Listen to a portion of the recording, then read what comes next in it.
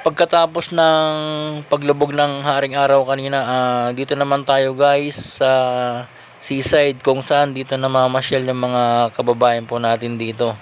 Yan po sila guys at marami po sila. At pamilya po yung namamasyal dito, mga magkakaibigan, barkada, mga magkakatrabaho po, naglalakad po sila dito sa seaside. Yan po sila guys. At yung iba naman po nakaupo po doon sa may bato at pinapagmasdan yung Manila Bay. Tinitignan yung mga barko kung ano po yung mga makikita po sa dagat. Yan po sila guys.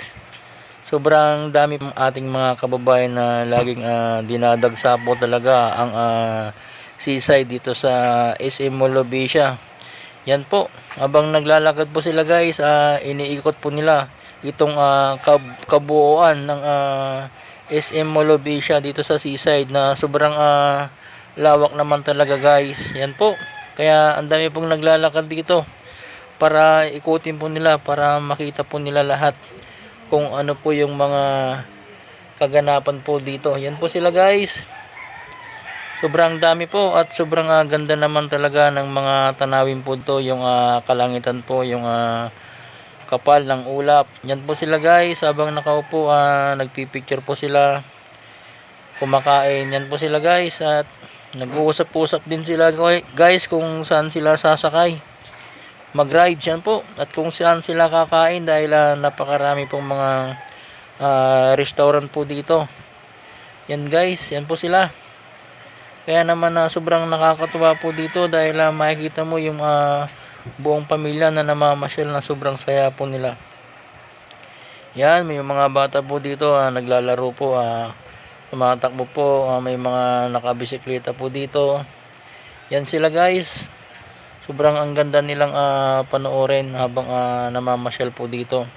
Marami po tayong mga bagay-bagay na pwedeng makita po natin na pwedeng makapagpasaya sa atin. Yan po sila guys. Sobrang nag-i-enjoy po ang bawat isa habang naglalakad at nakaupo dyan sa may bato. Yan po guys. Sobrang dami po.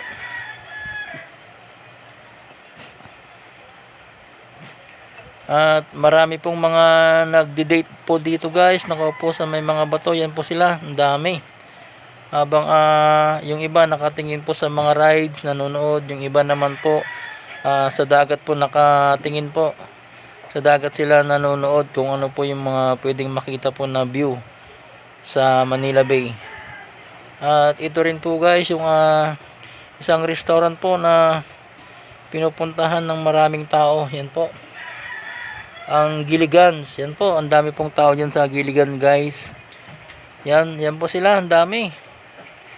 Kaya sobrang nakaka-excite pamasyal po dito sa seaside ng SM Molobisha dahil sobrang ang dami po talaga ng mga kababayan natin dito. Yan po sila guys.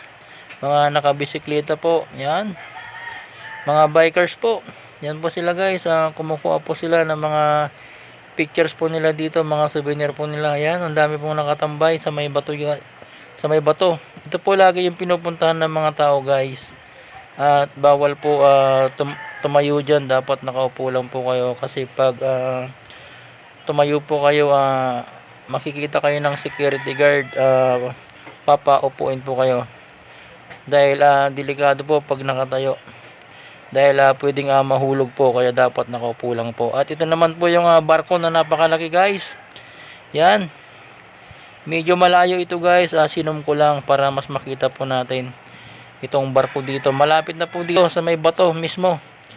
Yan guys, sobrang laki niya. Yan.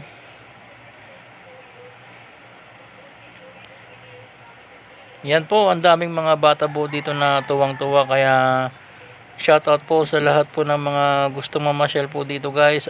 Libre po dito. Sa mga dati na pong namamasyal po dito na matagal nang din nakakapunta, ito na po yung mga latest update po dito. Ang dami pong mga tao pa rin guys dito.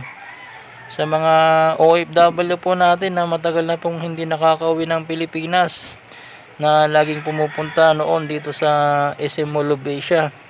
ito na guys, yung mga latest update po dito. Sa mga kababayan po natin na nagbabalak pumunta po dito sa SM Mall of Asia, sana po mapanood nyo po ito para magkaroon po kayo ng idea. At sa mga hindi pa po nakakapunta ng SM Mall of Asia po, ito po guys ang latest update po dito. Grabe, sobrang ang dami pong mga tao po dito sa may bato. Yan po guys sila, sobrang dami, mga magtutropa, pamilya, yan po. At pag nagutom din po sila dito, meron na din pong bilihan ng mga snacks po dito. Yan, may mga nagbibisikleta po dito guys, masaya po sila dito bawat namamasyal, talagang ini-enjoy po nila. Yan po, may rent po yan guys, may bayad po yan. Yan, talagang yung iba po naglalakad para maikot po talaga nila yung kabuuan ng seaside dito sa SM Mall of Asia. Yan po sila, grabe, sobrang dami po ng ating mga kababayan.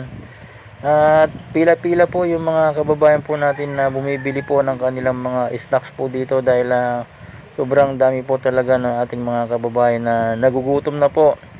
At dito na po sila kakain sa may bato. Yan po, dahil maganda po dito guys, mamasyal habang kumakain po dito, habang nakatanaw po doon sa Manila Bay at pinapanood po yung mga rides. Yan po sila guys, dami, sobrang nakaka-wow, amazing din talaga mamasyal dito dahil sobrang dami talaga ng ating mga kababayan na laging dinadagsa po ang SM Mall of Asia. Yan guys, napakarami, walang tigil po ito guys. Talagang dinadagsa itong seaside. Yan,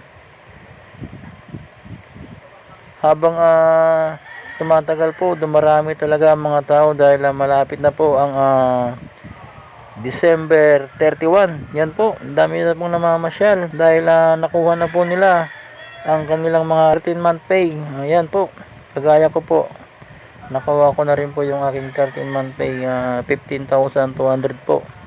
Yan, napakarami talaga dito guys, kaya napakagandang mamasyal. Sa mga hindi pa po nakakapasyal po dito, yan, sana po mapasyalan nyo rin po. Mabuhay ang bansang Pilipinas at maraming salamat po.